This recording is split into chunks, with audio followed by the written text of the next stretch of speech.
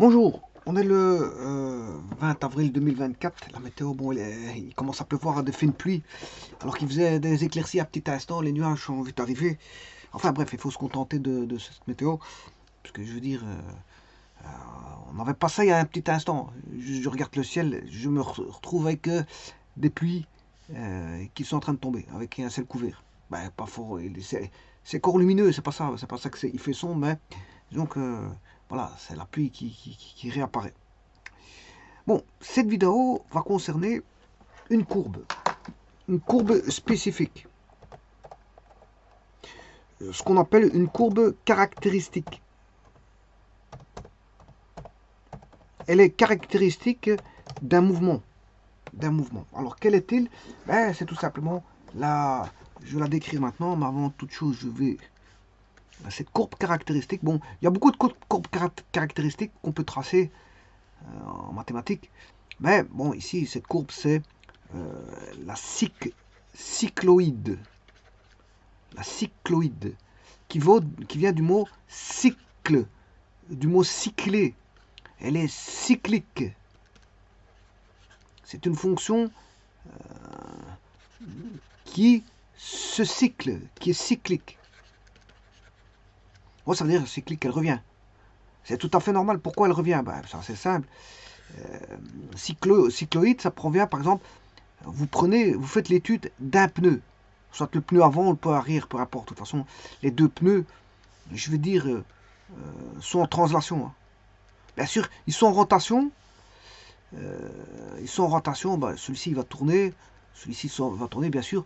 Mais si on compare les deux sont en translation. Et c'est une translation, je veux dire, on va passer de point A, B, on entoure AB, voilà.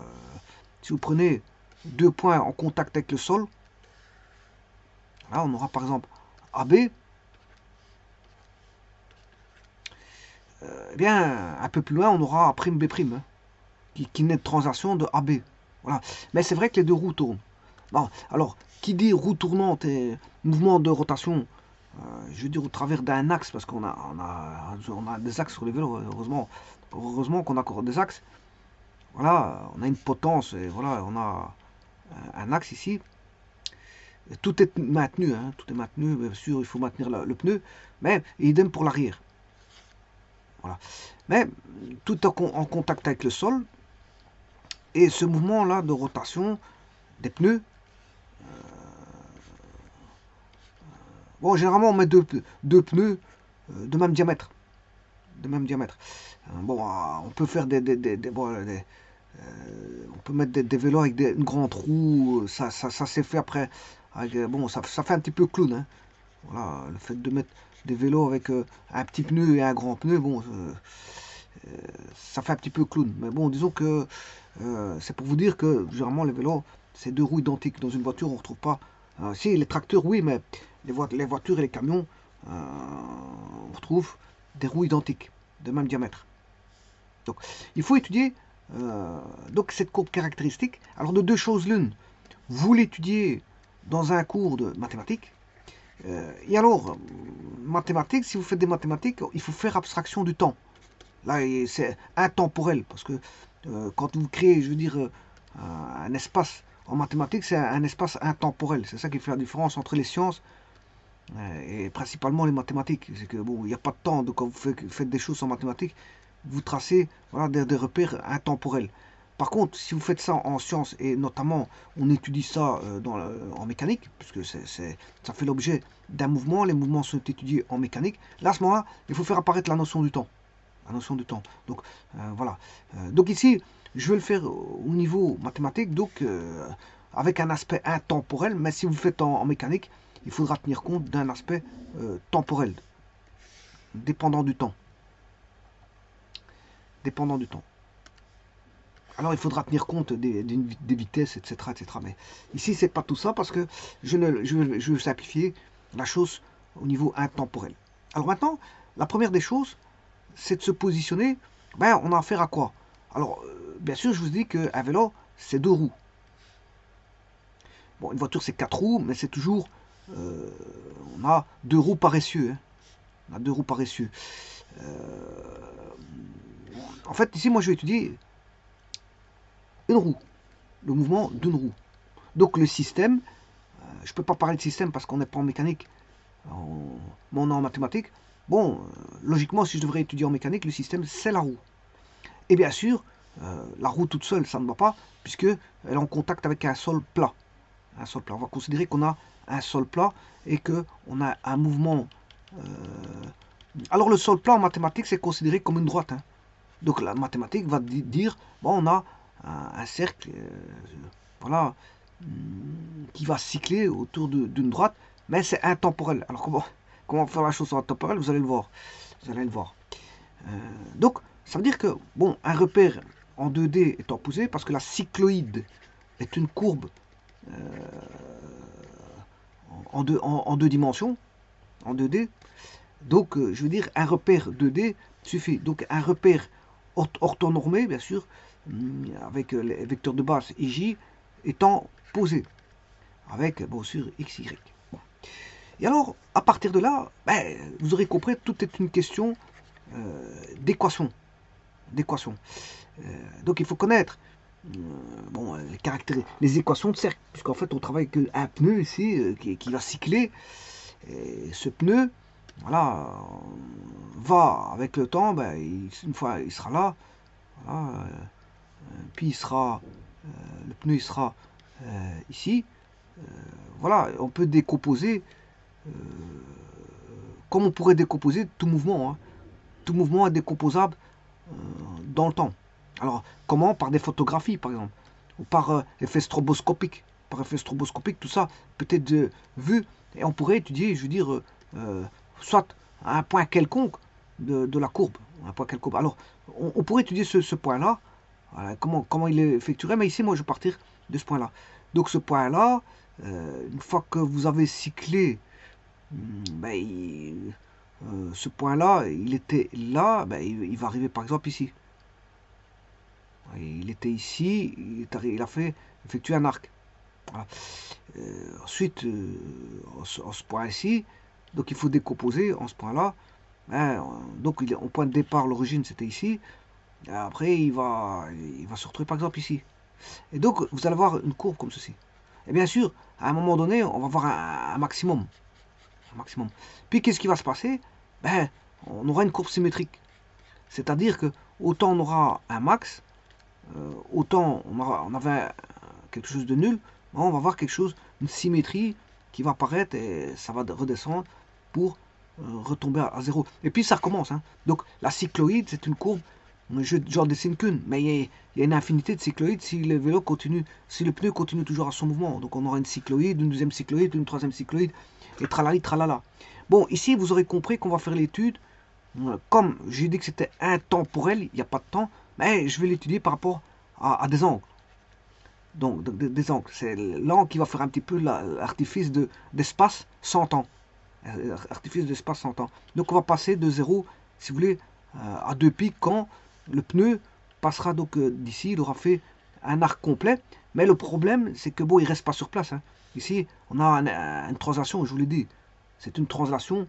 Bien qu'on a une rotation, oui, c'est une rotation, on est d'accord. Parce que le pneu il tourne quand même, on va se dire ça comme ça. Effectivement, il y a une rotation, mais il y a une translation. Donc, il y a un effet, si vous voulez, de translation et un effet de rotation. Le tout, c'est de mettre ça en musique.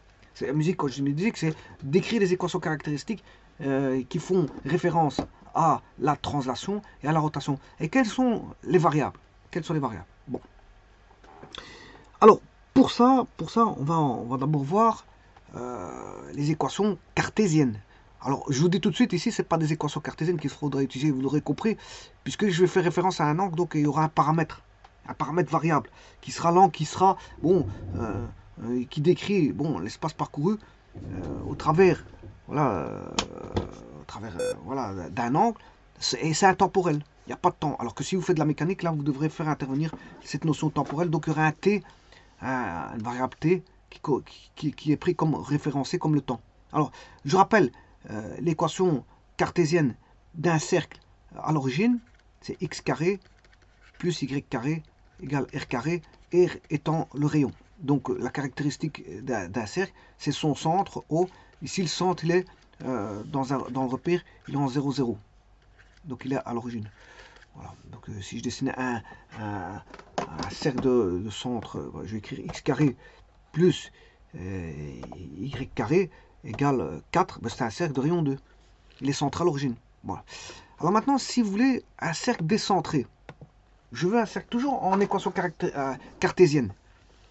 En équation cartésienne, un cercle décentré, c'est x moins a au carré plus y moins b au carré égale r carré. Donc que vous les caractéristiques, c'est le rayon et le centre, O. Alors le centre, il n'est plus à l'origine du repère, mais il est en A, point virgule, B. Eh bien, on va dessiner ça. On va dessiner un cercle de rayon. Donc x, par exemple, moins 3 au carré, bien sûr, parce que c'est des carrés, plus y moins 4 au carré égale 4. C'est toujours un cercle de rayon 4, mais il est centré en 3, 4. Voilà, le centre est en 3, 4, alors que l'autre, le centre était en 0, 0. Bon, faut-il partir de ça pour trouver les équations de la cycloïde? Mais je vous dirais que non.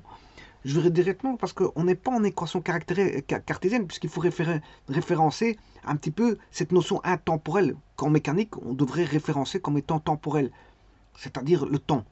Alors, donc ce qui va dire que je dois référencer un paramètre. Donc, il faudrait les équations paramétriques et non pas les équations cartésiennes. Donc, il y a une troisième donne. Oui, il y a du x, effectivement, parce que si je mets dans une équation cartésienne, si je veux représenter dans un repère cartésien, il me faut du xy, effectivement. Mais je vous ai dit qu'ici, il y a une donne qui fait l'office de temps, mais qui n'est pas le temps ici, puisque c'est un arc. Donc, cet arc, ce sera θ. Un arc θ, qui va varier, bien sûr. Je ne vais pas faire plusieurs cycloïdes, puisque une seule me suffit. Bon, on sait bien qu'après, ça repart. Hein.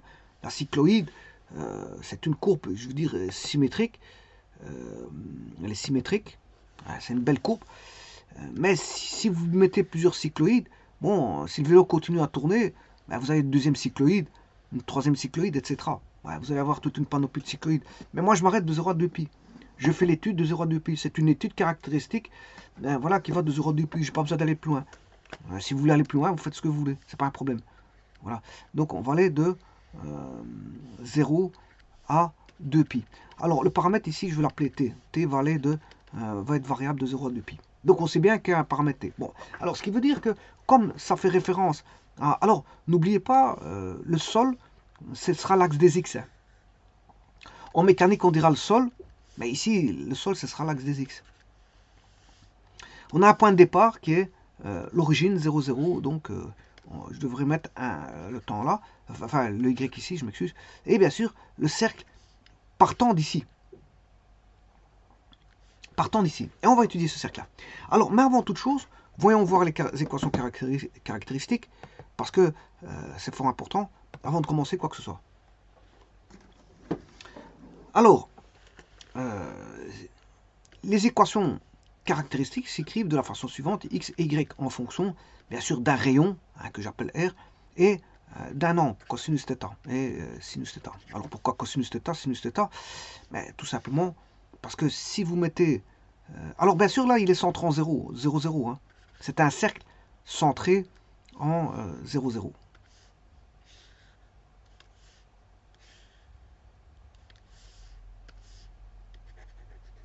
Bon, il est centré en 0, 0. Vous avez le θ qui est ici. Attention que le θ, sa référence, c'est le 0, il est là.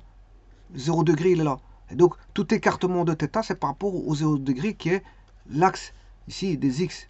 Voilà, des x. Donc, attention à ce θ. Parce que c'est fondamental. Ne pas comprendre ce θ, c'est ne pas comprendre, je veux dire, l'équation, voilà, paramétrique du cercle. Ce θ-là est référencé par rapport à un angle 0 qui est l'axe des x. Attention à ça, parce que ça a à voir avec la cycloïde. Hein. Ça a à voir avec les équations de la cycloïde. Vous allez voir qu'il y a quelque chose qu'il faudra changer par rapport à ça. Voilà. Alors, donc vous voyez que, bon, tout x est donné par côté adjacent. Enfin, oui, côté adjacent. Donc on a, si j'appelle ça O, A, le triangle OAB, ben, vous avez le X est égal à OA, enfin c'est le X, je m'excuse, côté adjacent sur l'hypoténuse. L'hypoténuse c'est OB. OB étant le rayon, donc on a OA sur R, et ça c'est le cosinus θ. Et donc vous retrouvez que OA égale R cosinus θ. Et c'est ce que vous avez, hein. Et OA c'est le X. Voilà, c'est la caractéristique en X. Bon, et vous pouvez faire la même chose avec le sinus. C'est-à-dire que vous allez écrire, là c'est côté opposé qui est AB sur l'hypoténuse qui est OB, c'est-à-dire que vous avez AB sur R égale sinus θ. Ce qui veut dire que AB égale R sinus θ. Voilà, et là vous avez le AB étant Y. Et donc vous avez l'équation paramétrique voilà, du cercle. Alors, par exemple, je vais donner un exemple. Je vais mettre x égale 3. Je vais mettre un rayon de 3. 3. Est-ce que l'autre, j'avais pas déjà pris 3, mais de toute façon, je vais l'enlever l'autre. Bon, je vais déjà, avant toute chose, je vais enlever les deux autres cercles pour ne pas les confondre au cas où je mets le même rayon. Voilà. Voilà, mais le rayon ici, il est en 0, 0. C'est pas grave, j'ai tout effacé, mais de toute façon, on n'a pas besoin du reste. Alors, ah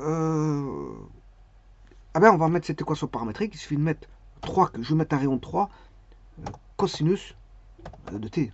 Voilà, ici bien ce que c'est que le t GeoGebra, puisque c'est un paramètre, cosinus t.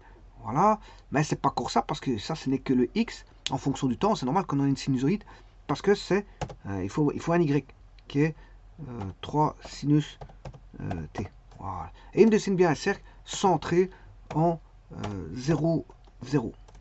Voilà. D'ailleurs, il met le centre. Hein. Vous voyez qu'il met 0, 0 là-bas, c'est le centre. Il met 0, 0 plus 3 cosinus t, 3 sinus t.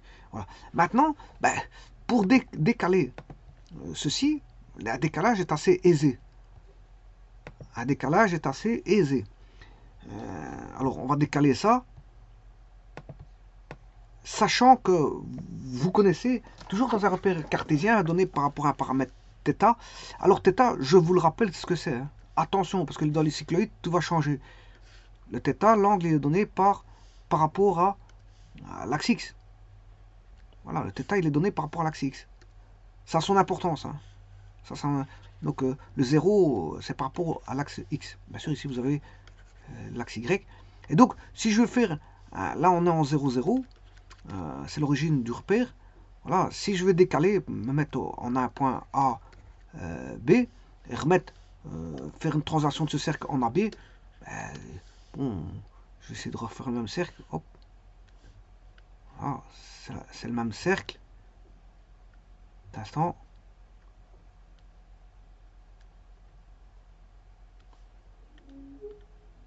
Voilà.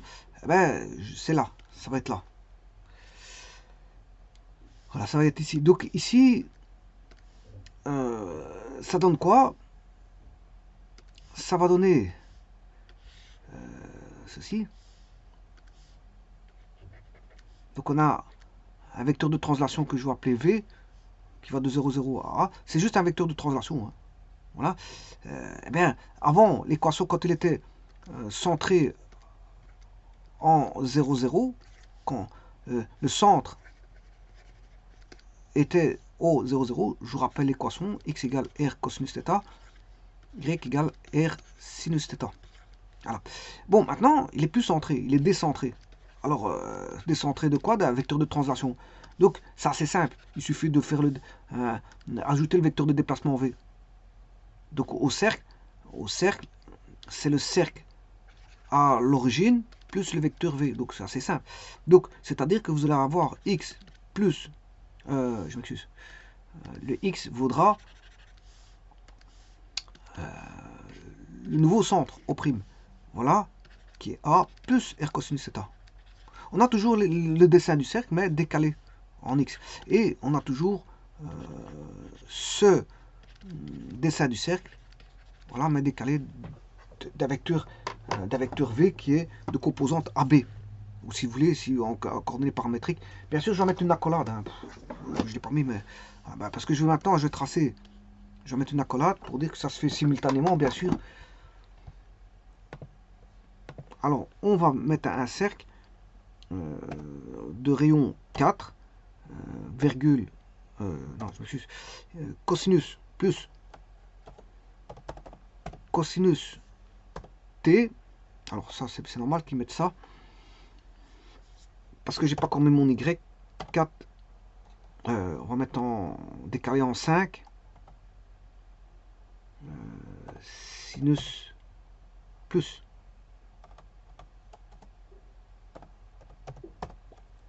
Voilà. Et alors, bien sûr, j'ai mis un rayon de 1 ici. Ah, je peux mettre un rayon de 2. On va mettre un rayon de 2. Voilà, c'est un rayon de 2, ça. Et là, vous voyez qu'on est décalé en 4,5. Voilà, le centre, avec un vecteur de translation, c'est le vecteur AB. Le vecteur AB. Alors maintenant, venons-en un petit peu à nos moutons, c'est-à-dire l'étude de la cycloïde.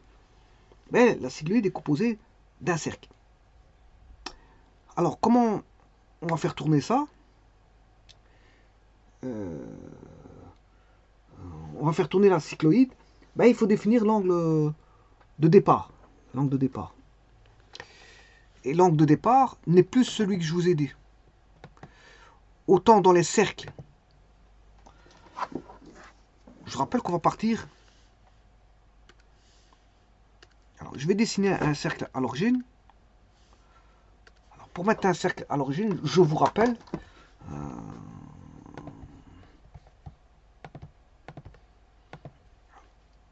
je vais mettre un rayon variable, hein, donc je vais mettre un curseur, voilà, un curseur là, de, alors comme c'est un rayon, c'est positif, un rayon de 0 à 7, voilà, par incrément de 1. Alors, si je mets, et je peux mettre un curseur aussi pour les angles, je pourrais mettre un curseur pour les angles. Vous allez voir qu'est-ce qu'on va voir comme de 0 à 360. On va mettre 0 à 360, voilà. Ça c'est bien. Et alors maintenant je vais mettre mon équation paramétrique centrale à l'origine du cercle. C'est-à-dire que je vais mettre A cosinus, mais non pas T ici, mais alpha. Alpha. Bien sûr, il est central à l'origine. Hein, et donc, virgule A sinus alpha. Alors, la particularité de ça, vous allez voir ce que c'est. Voilà, c'est un point. Et c'est un point, et mon point, je peux le définir où je veux. Par rapport au curseur. Par contre, ici, il y a quelque chose qui ne va pas. C'est pas bon. C'est pas ce que j'ai noté. On va réécrire. A fois cosinus de l'angle alpha, virgule, toujours ce même A, sinon j'aurais pas une courbe qui est un cercle, hein, fois sinus de l'angle alpha. Voilà, et la particularité de ça, qu'est-ce qu'on a? Ben, c'est des points que je peux faire varier. Voilà. Alors bien sûr ici je peux augmenter la taille du cercle, je mets un rayon de 3, et vous voyez que là je parcours un rayon. Et là ça se fait de 0 à 360 point par point. Point par point. Si vous voulez le contour direct, ben, je vais mettre en paramétrique bien sûr, A cosinus T, virgule, A sinus T. Il m'a encore fait une bêtise en mettant un exposant moins. Je recommence. A cosinus T, mettons le fois, virgule, A fois sinus T. Voilà. Et là, vous voyez que là, j'ai tout. J'ai pas un point que je dois modifier et que je dois parcourir le cercle. Vous voyez,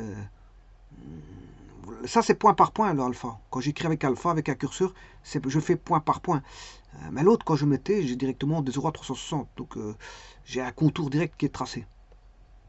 Voilà, c'est ça la différence entre les deux. Il y en a un, je peux le faire point par point. Et voilà. Alors maintenant, mettons le sol. Ben, le sol, c'est quoi? C'est l'équation y égale 0. Y égale 0. Donc, ce qui veut dire que ce cercle-là, il est mal placé. Parce que si je veux un pneu qui roule sur un sol, ben, le sol étant l'axe des X, je dois le remonter. Donc, je vais remonter ce cercle. Je rappelle que je dois faire un décalage par rapport à Y. On va le remonter de... Alors, le rayon étant A, je vais le remonter de A, tout simplement. Donc, je vais écrire A fois cosinus de T, virgule. Alors, je vais le monter de A, plus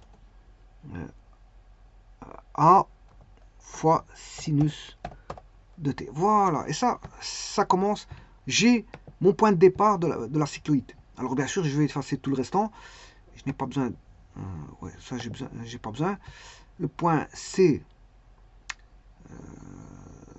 je sais pas ce que c'est, j'en ai pas besoin.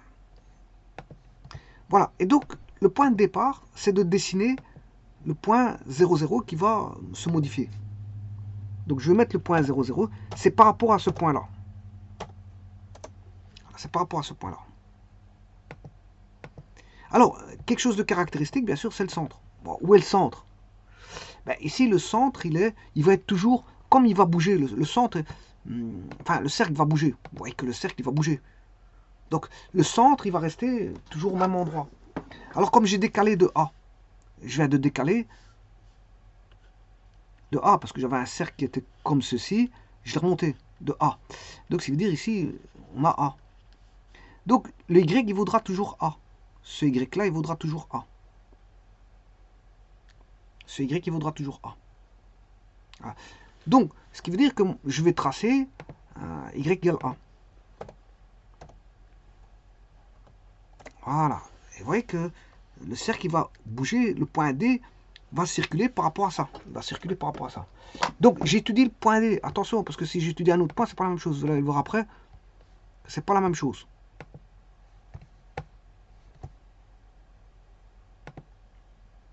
Alors maintenant, on va faire une autre considération. Ayant ceci. Alors, quelle est la considération que je peux faire? Ben, c'est de regarder par rapport à l'hypocycloïde, la définir. Le T, il vaut quoi? Qu'est-ce qui vaut le T?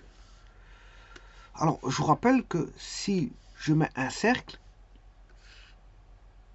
comme ceci,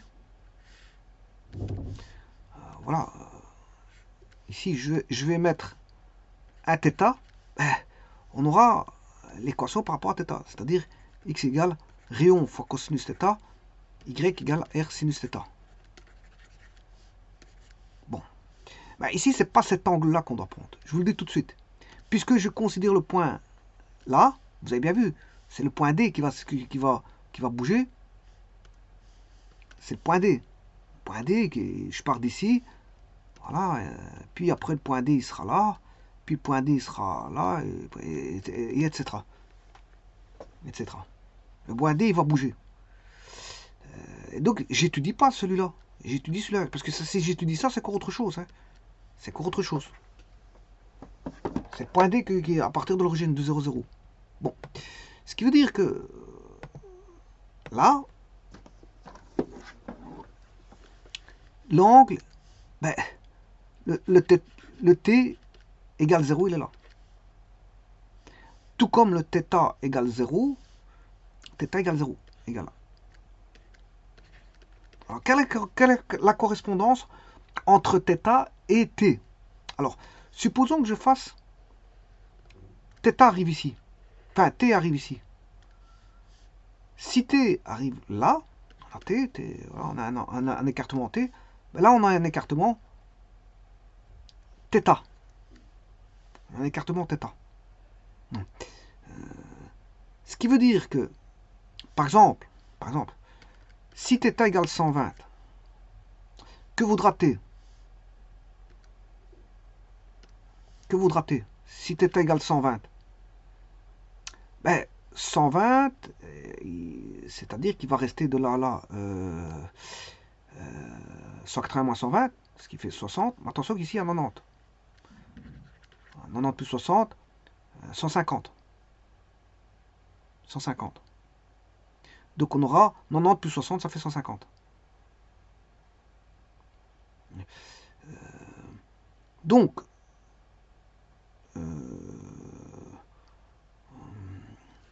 on aura, si je fais un petit tableau, citer vos zéros. Mais le θ correspondra à, si t vaut 0, on est là, t vaut 0. Il n'y a pas d'écartement. S'il n'y a pas d'écartement, en t, voilà, j'ai pas d'écartement en... Mais le θ, il vaudra 270. Le θ, il vaudra 270. Ça veut dire que si j'écrivais, je devais écrire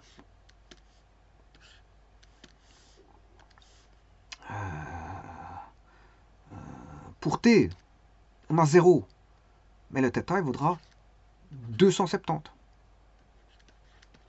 Bon, maintenant, pour un angle psi, supposons que je fasse un écartement quelconque, voilà, g psi.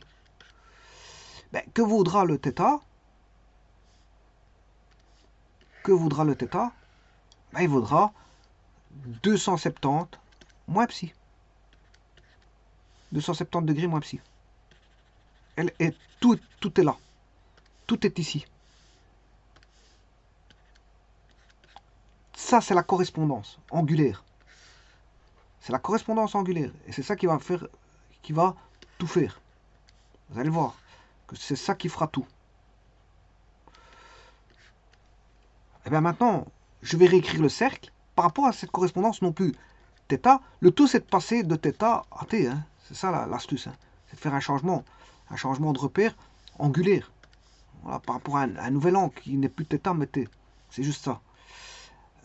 Donc, si j'écris ici x égale r cosinus 270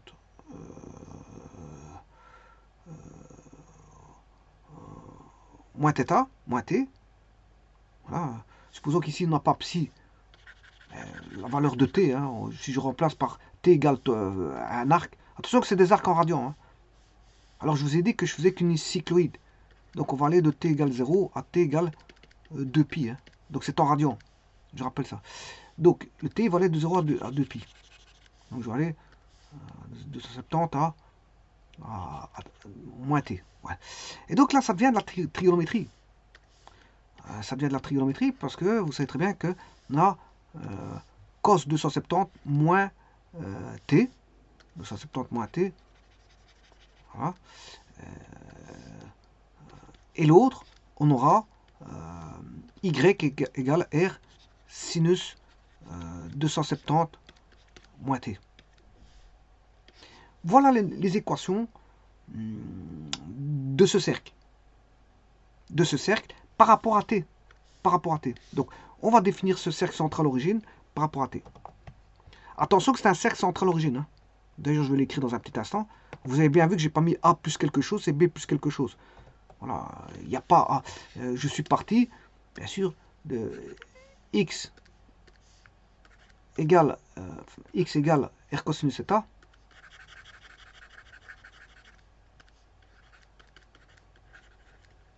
Et y égale r sinus θ. Ça, c'est en fonction de θ. Et bien sûr, le centre, c'est 0, 0. Voilà.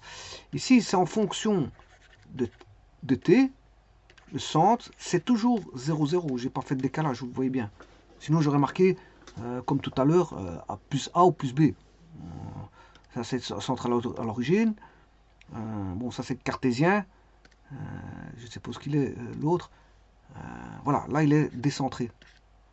Alors que moi, j'écris, pour l'instant, je suis en centré. Je suis en centré, je ne suis pas en décentré. Après, je vais le décentrer. Bon, alors, on va écrire en fonction de t. Alors, je vous rappelle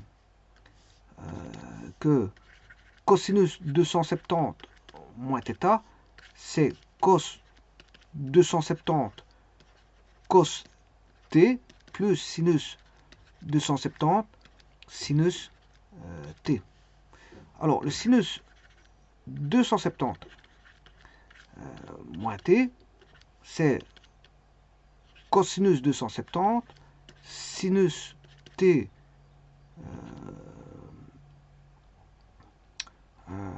plus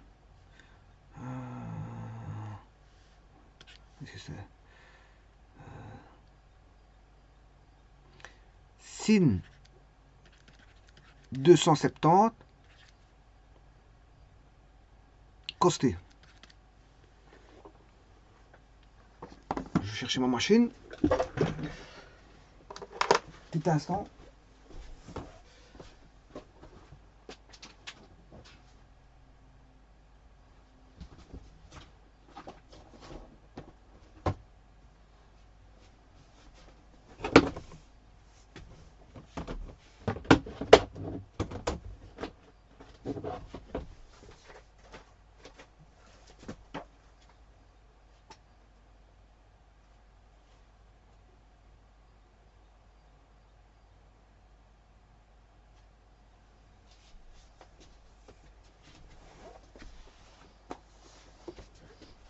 Alors, je sais pas ce que je l'ai mis.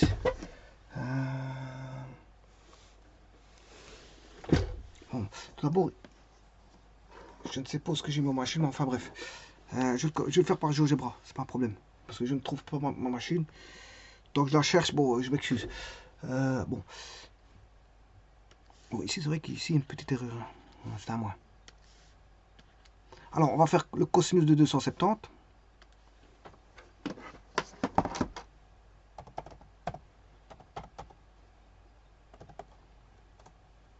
Ça fait 0. Donc, ce qui est cosinus de 270, ça fait 0. Ouais. Cosinus 270, ça fait 0.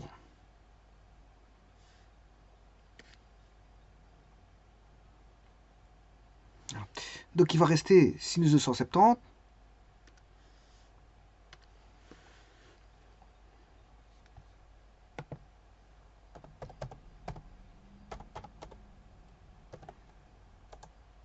Ça fait moins 1.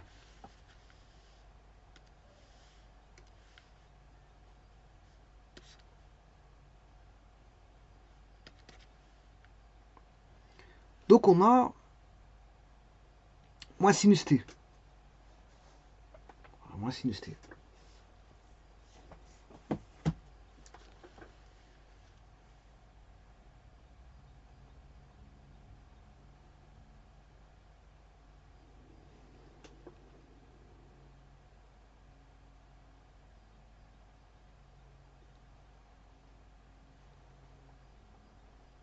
Attention qu'ici, je me suis trompé. C'est sin A cos B. Hein.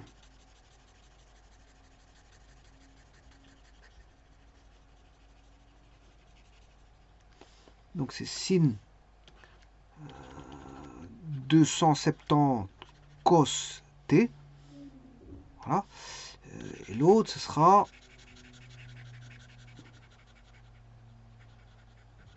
sin B cos A. Alors, sin B sinus t cos A cos 270. Alors, cos 270, je viens de vous dire que ça fait 0. Donc, ceci, ça fait 0. Et il va rester sin 270. Sin 270, ça fait moins 1. Donc, vous voyez qu'il y en a un qui vaudra moins sinus t et l'autre moins cos t. Et on y est presque. Donc, ceci, c'est moins sinus t. X.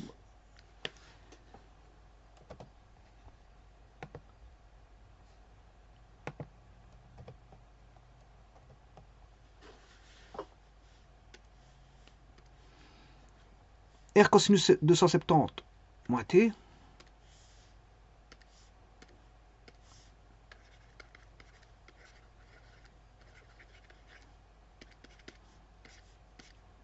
C'est égal à moins alors, cosinus 270 moins t, c'est moins sinus t. Moins r sinus t. Le y, il vaut r sinus 270 moins t.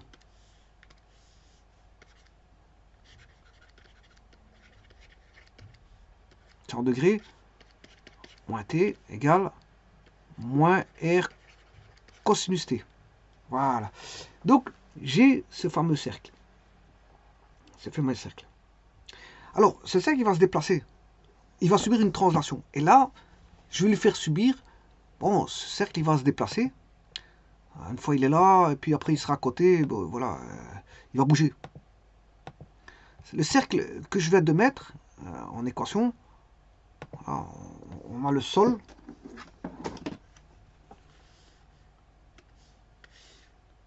Voilà, on a ce cercle.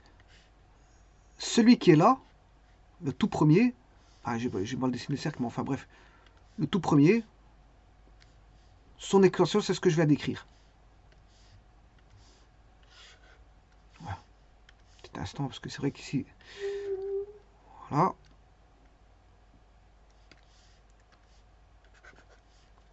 Je vous rappelle que tout est donné par rapport à un point A ici, qu'on va faire circuler. Voilà, on a le rayon. Voilà, je vous rappelle que on a une translation par rapport à ceci, une droite. Voilà. Et tout va dépendre de cette translation. Voilà. Donc ça, cette équation-là, c'est x égale, je vais le mettre, moins r sin t moins r cos t. Moins r sin t, y égale moins r cos t. Et maintenant, on va faire le décalage.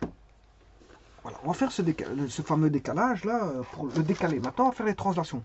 Alors, je rappelle que pour décaler, voilà, si je mets là, puis je le remets là, voilà. Bien sûr, le T, je vous ai dit que je fais qu'un tour. Hein. Enfin, les pneus vont faire qu'un tour. Hein. Donc, le T, il va varier de 0 à T égale 2pi. Voilà, de 0 à 2pi. Alors, autre chose, je vous rappelle que je ne pars pas d'ici, parce que si je partirais d'ici, on aura autre chose, que je vous montre après. Si je partirais du point D, ici, ou C, on aura autre chose. Alors, je rappelle ici, c'est O'. Mais qu'est-ce qui ne varie pas? Qu'est-ce qui ne bouge pas ici? Ben, c'est le Y. Je vais décentrer. Le Y, il ne va pas bouger. Ce sera toujours A. Bon. Alors, je rappelle que pour le décentrer, il suffit de rajouter. Bon, ça, c'est centré. Celui-ci, il est centré. Ça, c'est toujours centré. Le décentré, il est... Là, il est toujours centré. Tout est centré ici. Je ne sais pas ce que j'ai mis le décentré. Ça, c'est centré. Voilà, le décentré, il est là. Je vous rappelle, le décentré, il faut rajouter quelque chose. Bon, alors, ce qu'on va rajouter pour le Y, c'est facile. Puisque le Y est toujours le même. Le Y, il vaut toujours A.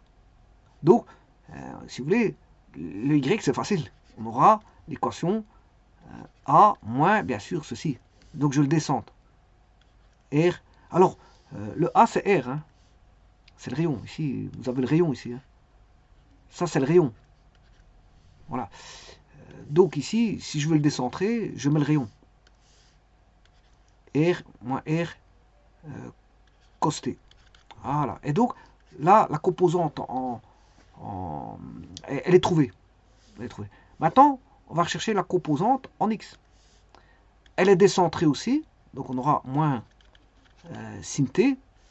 Mais cette fois-ci, il est dépendant du temps.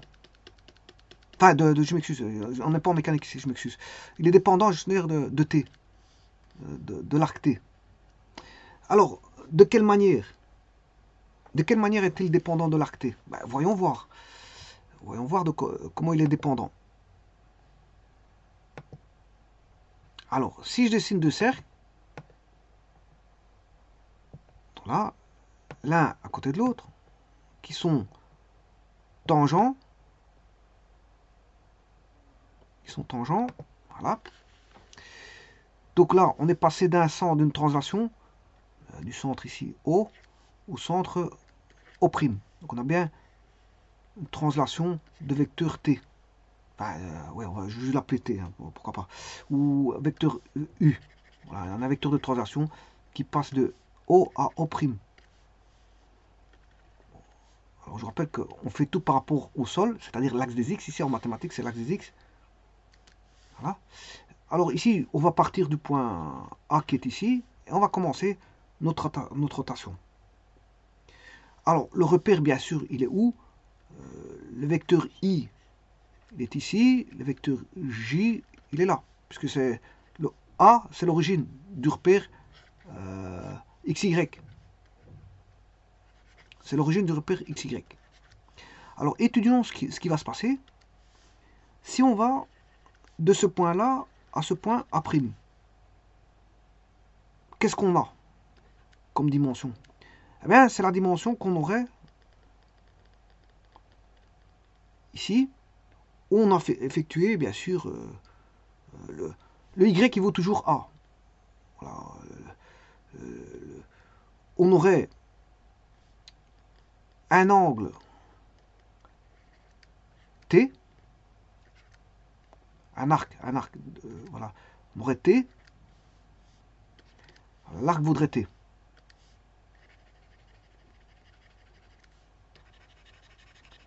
L'arc vaudrait T. De là à là, c'est la même chose que, bon, que la distance de là à là. C'est la même chose. L'arc parcouru ici, voilà, est égal à ceci, au segment AA'.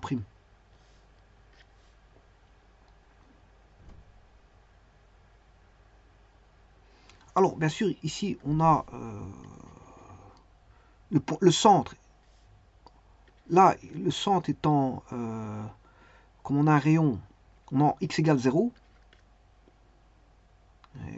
et en y, il vaut R. C'est le rayon. Voilà, il vaut R. Alors là, on a toujours R, je vous l'ai dit, parce que on aura toujours en Y, on aura toujours un décalage en R. Donc le O', en Y, il vaudra toujours R. Maintenant, c'est de savoir qu'est-ce que ça vaut en X. En X, qu'est-ce qu'il a fait en X ici? Pour aller de A à A'. Ben, ça vaut ceci. C'est-à-dire que, comme on a un arc T, il est dépendant de T, c'est T fois le rayon. C'est AT.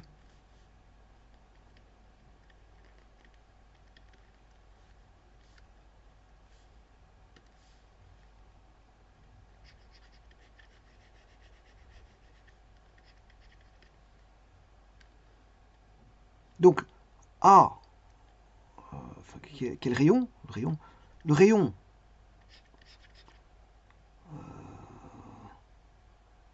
fois T, qui est l'arc, le rayon fois T nous donne la mesure ici, de la partie de circonférence ici, R fois T. R fois T égale, voilà, l'arc que je vais appeler phi ici. Phi est égal à R fois T. L'arc ici, donc on a un arc T, fois le rayon, ça donne l'arc phi. Mais ce phi là, il vaut ça. Donc ce qui veut dire, s'il y a égalité entre les deux, ça veut dire que A' vaut R fois T, qui vaut phi. Et donc là, c'est R fois T, tout simplement. Et donc, je peux écrire que là, ça fait R fois T. Et là, j'ai l'équation de la, comment on appelle ça? Oui, attention qu'ici, j'ai oublié un rayon. J'ai l'équation de la cycloïde.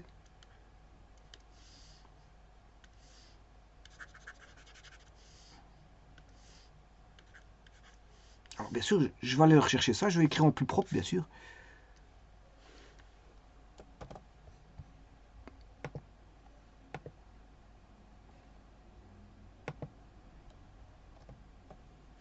Je vais l'écrire en plus propre. En X, c'est RT moins R sinus T, qui peut s'écrire aussi, si je mets en évidence le R, je peux l'écrire R fois T moins sinus T, c'est la même chose. Y est égal à A moins R cos T, égal à R, enfin R, c'est pas A, c'est R. Sur GeoGebra, c'est A. C'est sur GeoGebra qui vaut A le rayon. R, et si je mets en évidence, c'est 1 moins cos T. Et là, c'est l'équation de la cycloïde.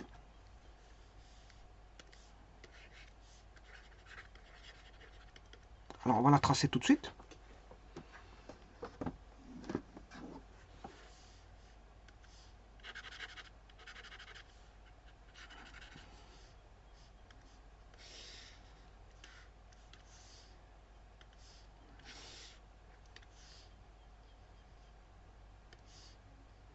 Voilà l'équation de la cycloïde. Alors, je vais la dessiner. Alors, on va tout retirer. Ça me dérange pas. Je vais faire un zoom. Voilà. Donc, j'ai dit que c'était R fois T en X. R fois T, ou si vous voulez. Ici, le R vaut A. A fois. Alors, je vais mettre en évidence. J'ai dit que je mettais en évidence le T moins sinus T. Voilà. Virgule, attention, pas oublier la virgule, qui va se trouver, une deuxième parenthèse ici, virgule, le A, puisqu'ici le rayon c'est A, fois 1 moins cos T.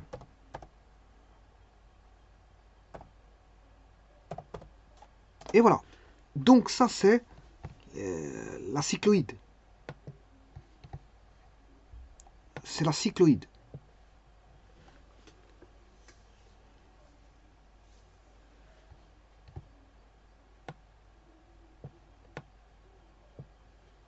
Donc ici on a la cycloïde.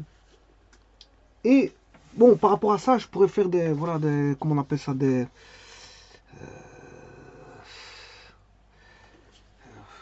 voilà, des petites courbes, bon, caractéristiques.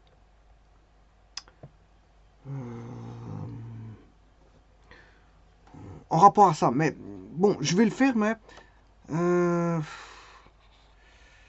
bien sûr, c'est pas l'objet, mais je vais le faire quand même pour vous montrer que ce que ça donne quand même, des petites courbes caractéristiques qui sont bon, plus ou moins similaires par rapport à ça. Voilà, par exemple, si je prends 3 sinus de t, virgule, enfin A sinus de t, le rayon il vaut A, A fois sinus t, virgule, A cosinus t. Bon, vous reconnaissez le cercle qui est là, ça vous le reconnaissez, c'est celui que j'avais décalé tout à l'heure. Voilà. Maintenant, supposons que j'écrive, je déforme un petit peu l'équation de la... voilà. Je vais un petit peu déformer ceci, et on va avoir des caractéristiques, vous allez voir.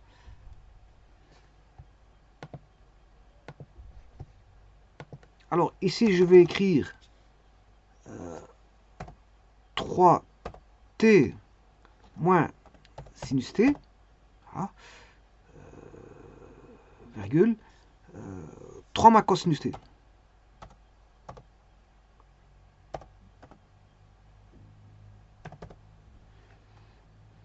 Voilà. Ça ressemble un petit peu à l'équation que j'ai écrite, mais c'est pas l'équation que... Voilà.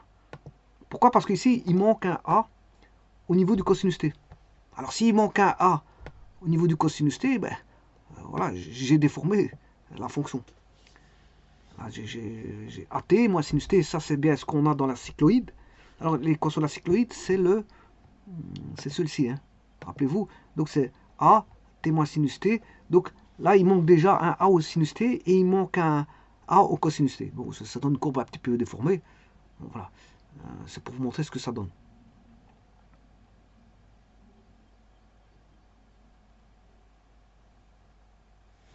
Bon, une autre qui pourrait vous intéresser, voir, bon, ça ressemblerait aussi, mais ce n'est pas la cycloïde, c'est 3T plus, enfin 3T c'est A T plus A cosinus T, voilà, virgule A fois sinus T.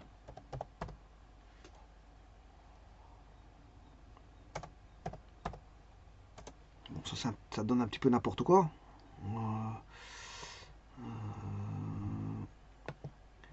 Oui, c'est parce qu'il y a moins 1, je m'excuse. Il y a moins 1, ça donne. C'est pas ça. C'est pas ça que je voulais mettre. Il faut bien que je mette mes fois. Donc on va mettre A, T,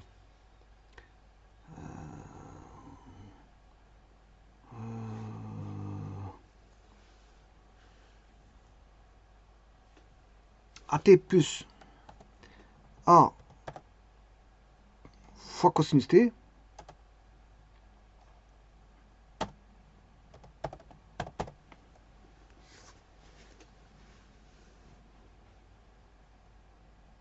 Virgule A sinus T.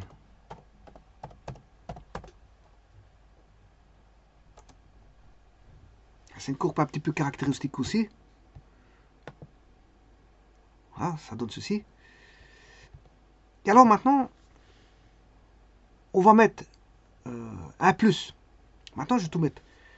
Je vais mettre A, T plus 3 sinus T, virgule, A plus, j'ai pas mis des moins, je vais mettre des plus, A cosinus T. Attention que c'est un A ici.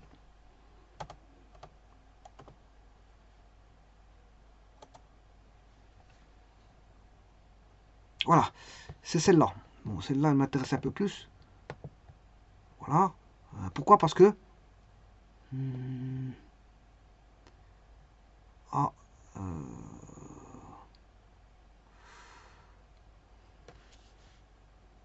bon, ici, le rayon, il fait 3.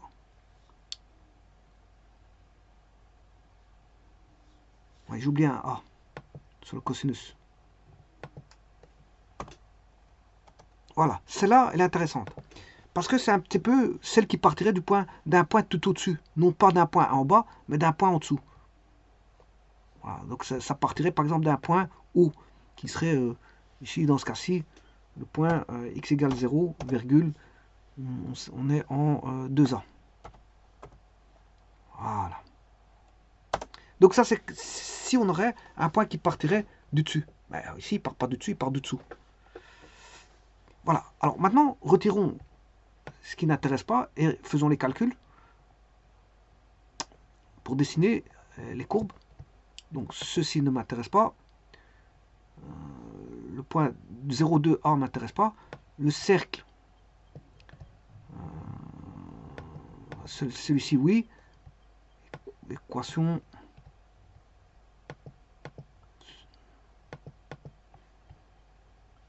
voilà.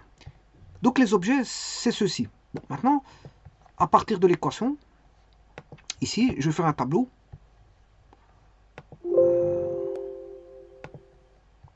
Un tableau de valeurs.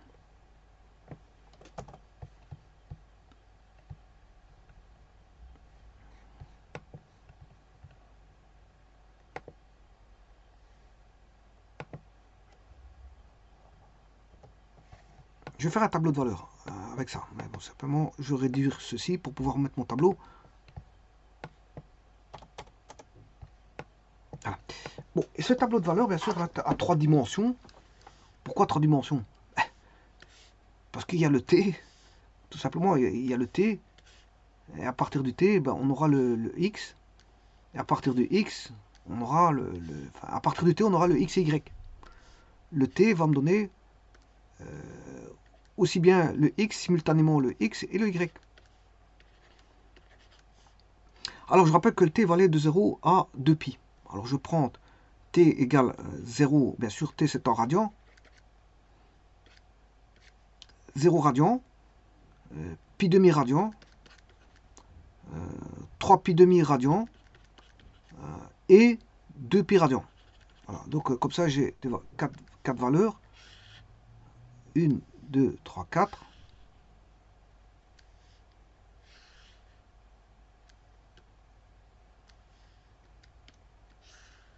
Voilà. 0, pi demi, 3 pi demi et 2 pi.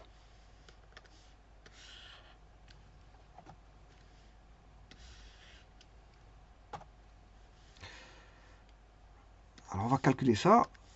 0, si je mets t égale 0, bon, pour un rayon donné, on aura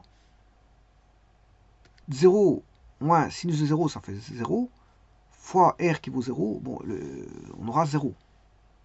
Pour x, ça fera 0. En y, ben, on a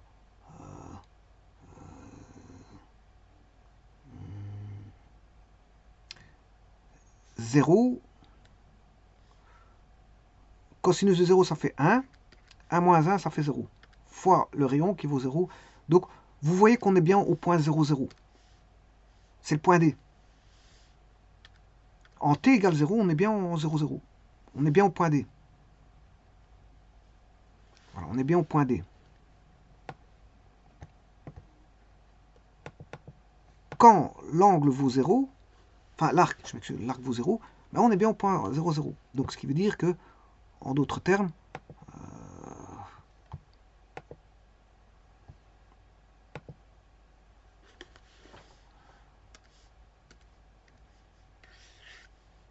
ici, point D, quand le paramètre vaut t égale 0, on est bien en xy qui vaut 0, 0. Bon, on va faire un deuxième point. Ce point-là, je vais le prendre en pi demi. Alors, on aura t qui vaut pi demi pour x, moins sinus de pi demi. Alors, sinus de pi demi, ça fait 1, donc on aura pi demi moins 1 fois le rayon. Donc on aura r fois pi demi moins 1, r étant le rayon. Hein. Voilà.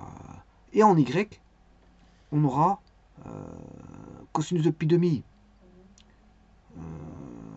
ça fait 0, 1 moins 0, ça fait 1, donc on aura le rayon. Voilà, un deuxième point, en pi demi, on aura r pi demi moins 1, r. Donc ça veut dire que l'angle, cette fois-ci, il est là. Voilà, le pi demi, il est là. L'angle pi demi. Mais on va voir la coordonnée, voilà, xy qui va apparaître. Vous allez voir. Pi demi moins 1 a fois pi demi moins 1, virgule. Oui, attention, j'ai oublié le. Non, je l'ai mis. A, je l'ai mis le rayon. Et A. Et voilà, vous voyez qu'en pi demi, x égale pi demi.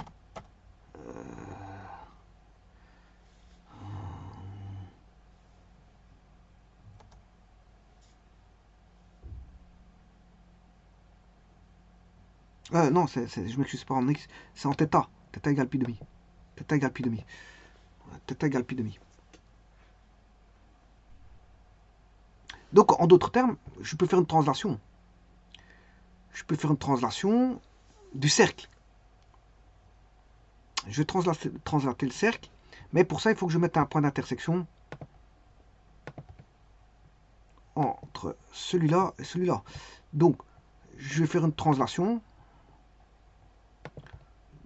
de ce cercle-là, du point là, jusqu'à ce point-là. Et voilà. Et voilà. Et donc, là, vous voyez bien que si je... alors, je vais essayer de rechercher...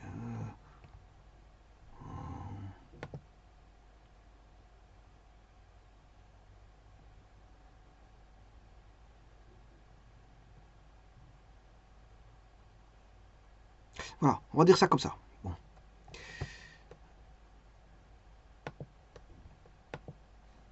Alors maintenant, je vais faire un autre point.